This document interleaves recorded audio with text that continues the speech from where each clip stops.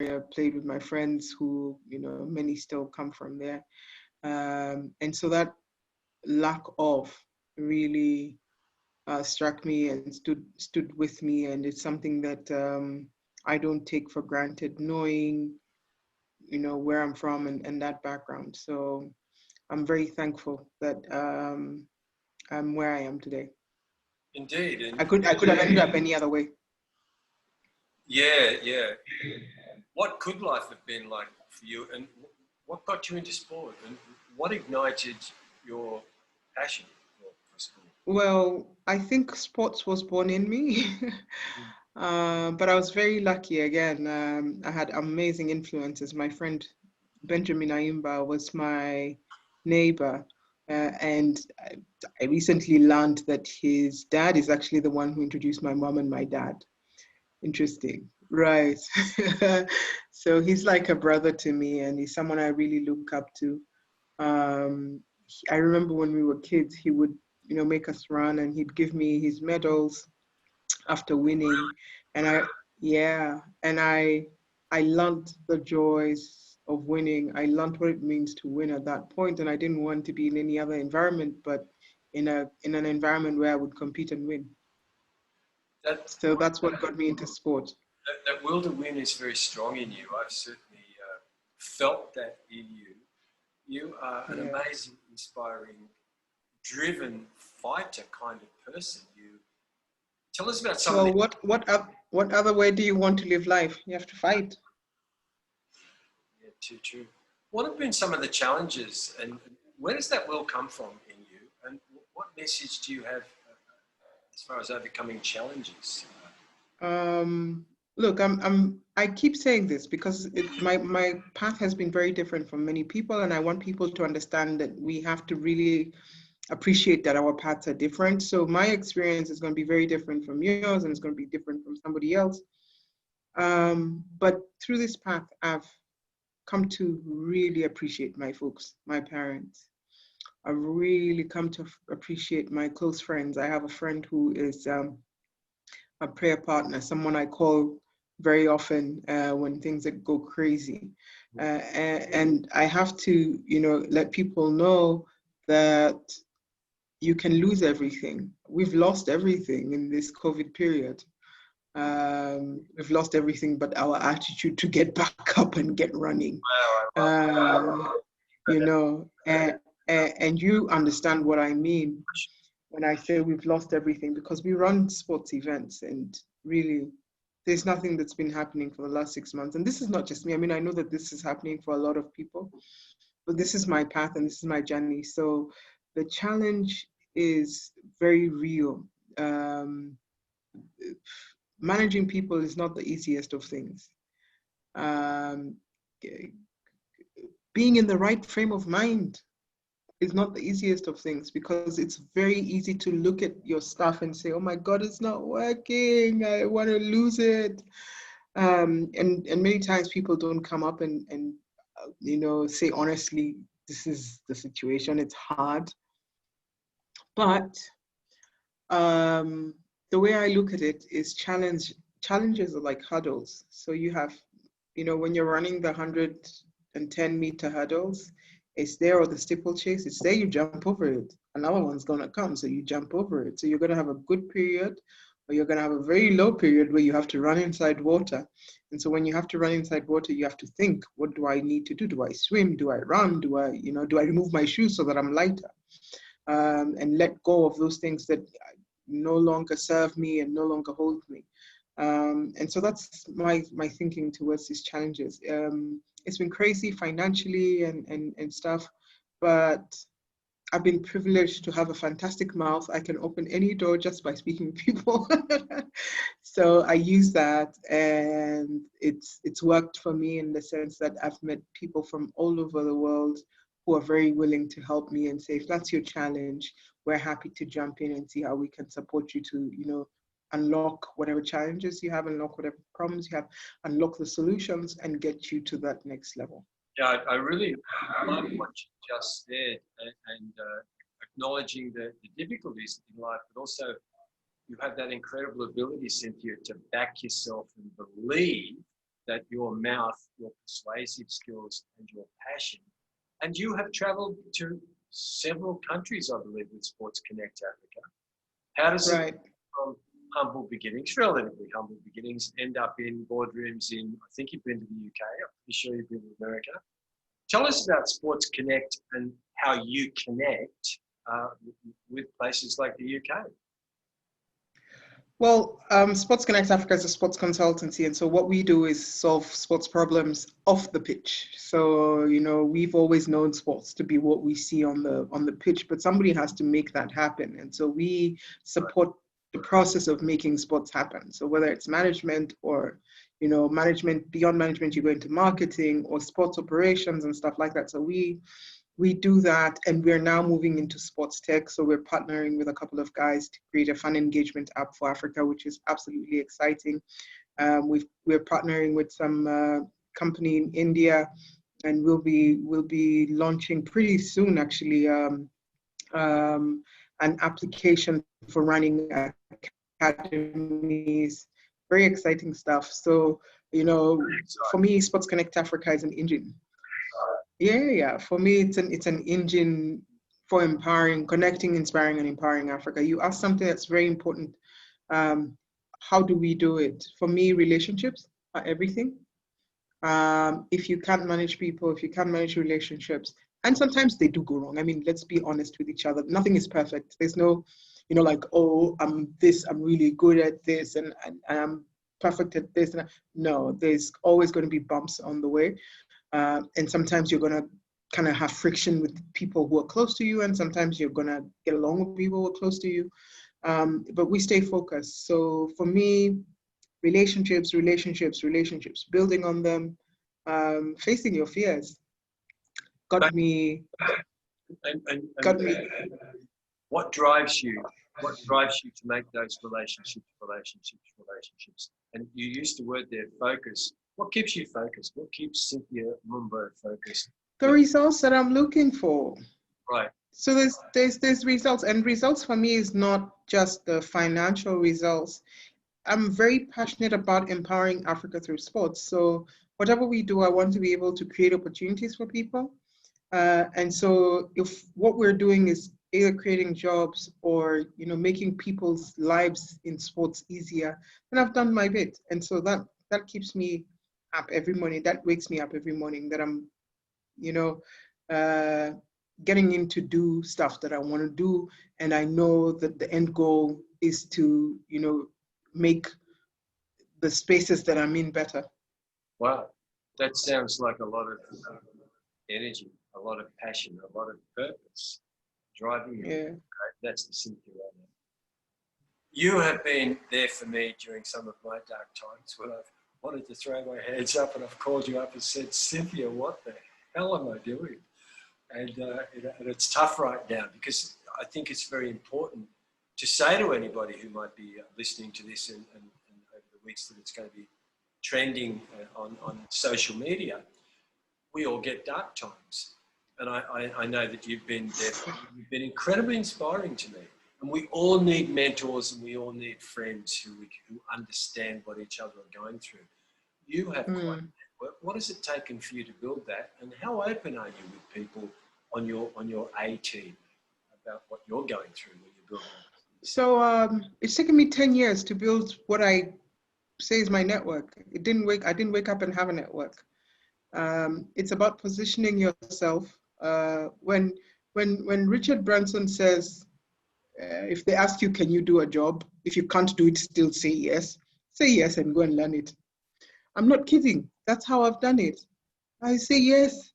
And then when they say, okay, so we're giving you the job next week, I'm like, okay, cool. Then I go back and I'm like, oh my God, how are we going to do this? How are we going to do this? And then I'm like, okay, let's do this. And I find the people who can be able to do it, then we get it done. So networking for me is critical. You don't just talk to everybody, you know. It's about knowing who you want within your circle.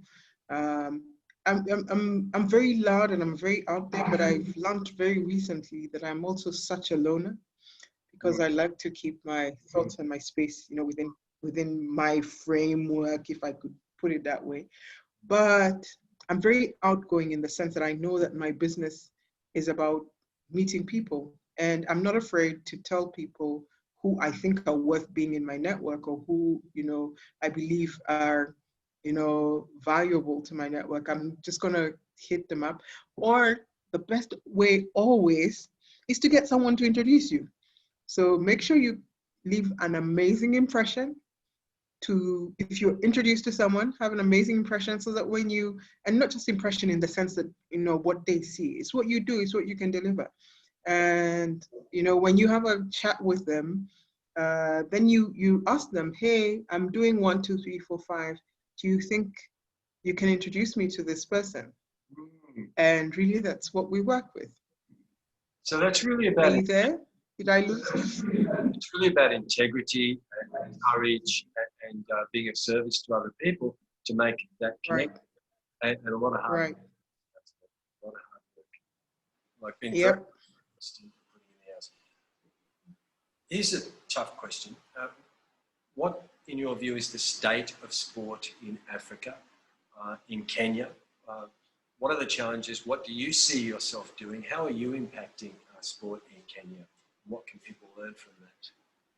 I don't think it's a difficult question. I think it's a very easy question, because what are we benchmarking ourselves against? And when I say benchmarking, of course, we always look at Europe and America and stuff.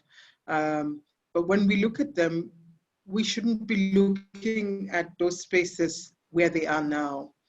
My conversation has always been, where are they from? So if you look 20 years back or 30 years back, what was the English Premier League like? That's where we are. They had issues. If you look at La Liga, if you look at Barcelona and all these guys, 15, 20 years back, they had issues. I think our challenge is we're constantly just stuck in the issues phase, and we're not necessarily ready to look at case studies and say, okay, what are the small little bits that we can do from governance, from accountability? What are the bits that we can do? What's our strategy? And say that we will turn around sports. It can never turn around in 2 years. It will never. It will never turn around in 4 years. It will never turn. It's going to take 5, 10 years. Tanzania is a special case, because they've turned around. They're turning around the game in football. And I know the guy who's doing the amazing job in Tanzania. But for me, the discussion comes back to where do we want to be, and how do we get there? It's a simple management question. So I think because I love amazing experiences, I love excellence. For me, I think sports is not where it should be. I don't know how to say this, but we're so okay with mediocrity. When we're okay with mediocrity. Yeah. And when we do tell people that, people get offended, and it's not a personal thing. It's really just the actions that we have and the experiences that we do not create that, bring out the mediocrity. It's not you as an individual. I've always said that we need to get our minds off, if I come to you and you're the CEO of a federation, or if you're the CEO of a sports entity, and I come to you and say, man, whatever you're doing can be better. This is mediocre. This is not up to your standard. I'm not saying you're mediocre. I'm saying the experiences that you're creating, and I'm challenging you because I believe that you can do better. I know. So definitely opportunities there. Yeah, I know that you're a good friend of Carol Radul, and with her Jazz Stadium, I know that you guys talk, and there's a very, very strong commitment to making change and making positive change. Let me ask you maybe the obvious question that some people will value. What's it like being a woman as the head of a sports organization? I started it, so I don't know any other difference. I like doing my own thing. Being a woman is tough, but I don't care. And I know I come off sometimes as, I don't know. People say that I need to kind of tone down and know my place. I've come to learn that you choose what you want to be and where you want to live and how you want to, you know, leave a mark on this planet. And nobody should ever, ever, ever tell you what you are and what you aren't, you know. And of course, do not be disrespectful. Do not take what does not belong to you, but stand firm. And it doesn't matter if I'm a woman or if I'm a man. I always believe that as an individual, as long as you know yourself, you know your path, you know where you're going to get there. It's not a one day thing, it's a journey. So my experience being a lady boss now is cool because I get people calling me when we're looking for somebody in Africa to talk about that. And I'm like, I'm here. But that's because um, I've always stood by what I believe, and my story is African sport. So that's what I'm known for, and that's what people, and sometimes it's not necessarily even just women. It's really just, do you know somebody in Africa who is doing 1, 2, 3, 4, 5? And they don't mention, we know a woman who is doing. No, we know a lady, yes, but not because I'm a lady, but because I am competent and I'm able to deliver. So what I'm hearing you say is excellence and commitment and integrity, gender doesn't matter anymore. It's about getting the job done. It shouldn't. It does, but it shouldn't. It does. It does because we live in a culture that, you know, speaks that way or says that way or believes that way. I just was responding to a magazine request, newspaper request, and I think next week we're celebrating Equal Pay Day, and they were asking me about women in sports, and I said, you know what? The truth is, the culture doesn't allow it. And it's not just the culture here, it's a global culture. It's a very hard thing to change.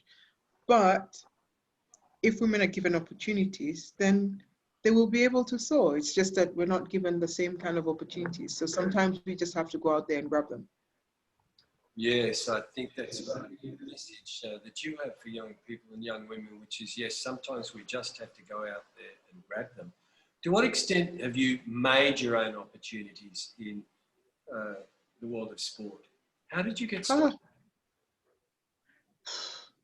Mike, I just think things up and I make them up, and then if I feel like there's an opportunity, I go out there and I do it. We're working on some incredible idea with a friend of mine. He's like a brother to me now. His name is Hisham El Amrani.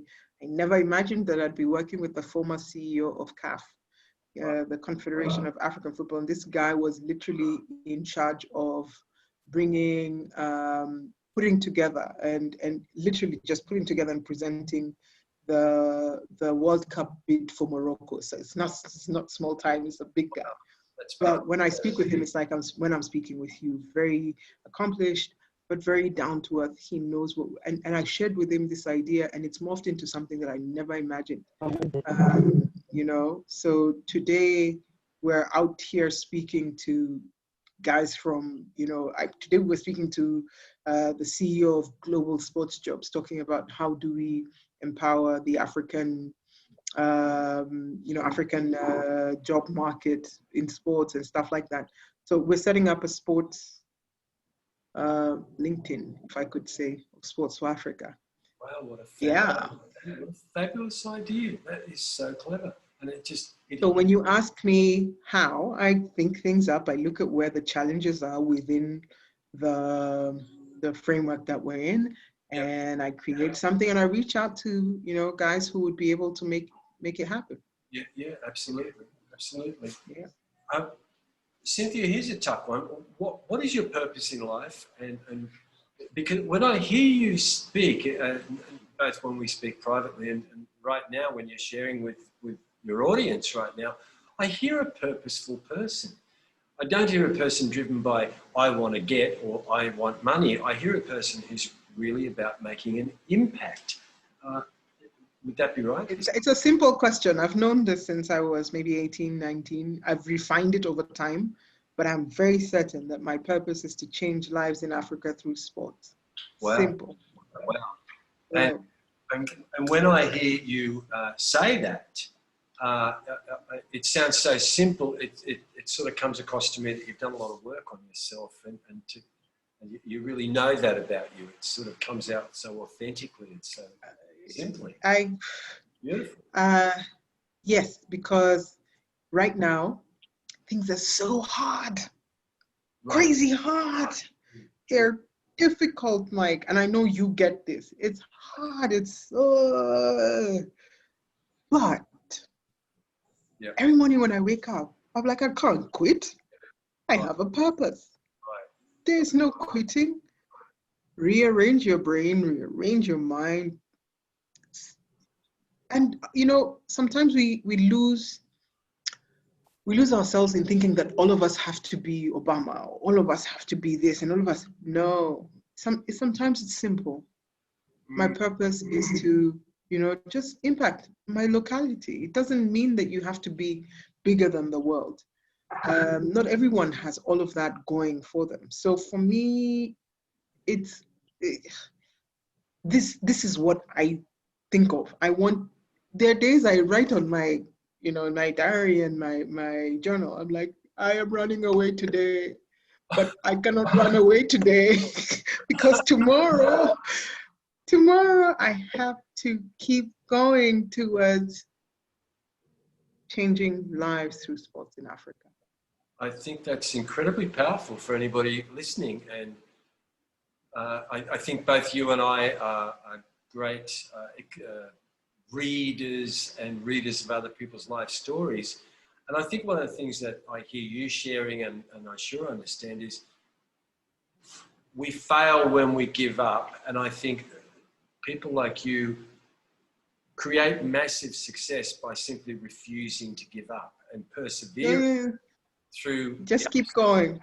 Through the ups, the downs, just keep going. The failures, and the incredible successes. You've been to the UK representing your organisation. You were invited to go and speak there. I got an award. I got a Leaders in Sports Business Award, First African Woman. So it's not small time. That's an incredible achievement. Everybody listening, there's a message there about persevering and making a difference. I'm just being told that the link is going to disappear if it does. Yeah, in 6 minutes. Okay. We have 6. I can see it. Well, I wouldn't mind speaking a little longer, so we'll just see how we go. If it actually does cut off, you just grab the link, everybody. I'm just being given a note to say, just grab the link and rejoin, and we'll be back in action in a minute 30, but we'll just see how we go. So here's the next thing. What advice do you have for young people, not necessarily during the COVID period? You talked about 10 years. You talked about 10 years of becoming an overnight success, which of course nobody ever is an overnight success. What have you learned in 10 years that you can inspire young people who will be listening to you speak? What do they need? 10 years ago, it's simple. 10 years ago, I knew I'd be here. Wow. Talk about that. So where you are now, think about where you want to be in 10 years. Right. Think about where you want to be in 10 years. Right. Put that down. Right. I learned something when I was at Babson College in the US. Write a letter to yourself. Right. Write a letter to yourself. Right. Read it in 6 months. Right. Write to yourself and talk about how amazing you are and all those things that you want to tell yourself. Yep. Write a letter to yourself. Read it in 6 months. Yep. And then in 6 months, write another letter to yourself and read it in another 6 months. Wow. And in 10 years, you will have 10 letters, I think. Yeah. Because every 6 months, you'll be reading a letter to yourself. Mm-hmm. And then go back to the first letter that you wrote to yourself. Wow. All right? Positive or whatever, just write to yourself. And whenever I look at the letters I've written to myself, I didn't start writing that 10 years ago, but I did start writing about maybe three years ago now. And I just smile because I challenged myself to get to where it is that I want to be with what I wrote to myself. So I always say challenge yourself. Fall down, get back up. Fail, it's okay. I love You're hearing. not defined by your failures, you know. Challenging and not being defined by your purpose. And I think that's a very, very powerful motivational tool. And something I frequently ask myself to keep my mind in check. And I know that you're very much into motivation, positive thinking. And am I rehearsing my failures or am I rehearsing my successes? Because what we think about every day, that we both know is what creates our tomorrow. You've been an incredibly tenacious person in your life. What do you think people who are starting out in Kenya right now ought to be thinking about? What ought they be focused on? What advice would you give them right now? What should they do if they were starting out? And maybe save money. Save money. Save. It's a culture we don't really push. It's true. It's a culture we don't push. So if you're in business, put some money aside because tough times like this time we're in are going to come through, and you will need to be able to manage within those tough frameworks. Business is not easy. You need to understand the intricacies of business. Have a mentor, have somebody you can talk to, have somebody you can reach out to. You know, get yourself out there, read, learn, just find out more about what it is that you want to do. Because somebody's done something before, you can tweak it, yes, but consistently challenge your mind to learn more. Talk to us about mentors. Who have been your mentors? What have you gained from mentors, and how important are mentors in the journey of life? Once again, I'm blessed and I'm lucky. So one of my mentors is the managing director of Guinness Nigeria, Baker Magunda. I have a mentor in the UK who I reach out to. He used to work for Lonro, and wow, that's a big well, I've got mentors, guys who call me and will tell me you're crap. And I'm like, okay, but not in that kind of way. They just like, you can do better than this, and so I'm very, very, very lucky, very lucky. What do you think the role of youth and how important are they to success? Sorry, I didn't get that. What do you think the role of mentors are, and how important are they in creating success in business and in life? I believe mentors are extremely valuable because they're your coaches. Yeah. So they coach you. They don't teach you, they coach you. And if you really are open to learning, then you're well on your way to success because they've been through some of the paths that you've been through. So very valuable.